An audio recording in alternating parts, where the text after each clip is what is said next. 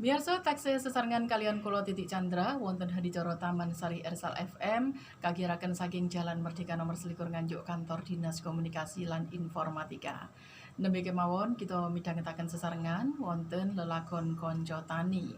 Mliginipun kagem para kadang tani, mugi anginipun nanem palawija lan sanesipun saged tuwuh kanthi subur lan ngrembaka supados minjang wancinipun panen saged pikantuk asil ingkang bruwah.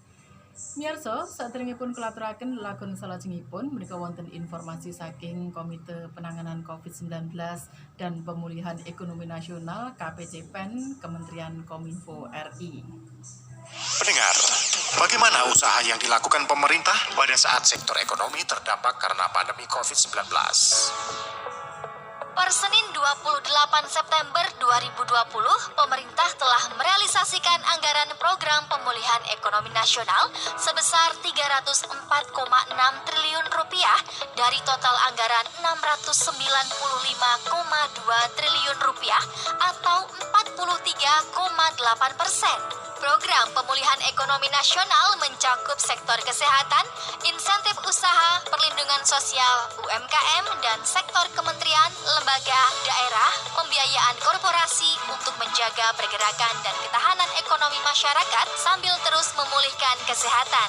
Terjadi percepatan realisasi program selama kurang dari 3 bulan sejak dibentuknya Komite Penanganan COVID-19 dan Pemulihan Ekonomi Nasional.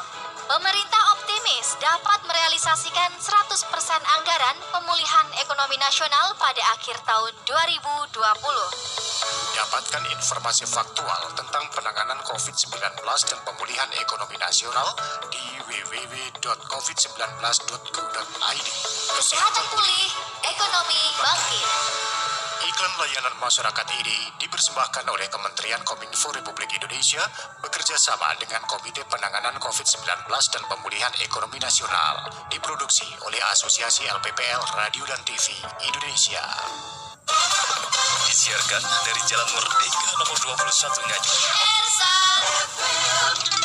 105.3 Ersal FM, Lembaga Penyiaran Publik Lokal Kabupaten Nganjuk.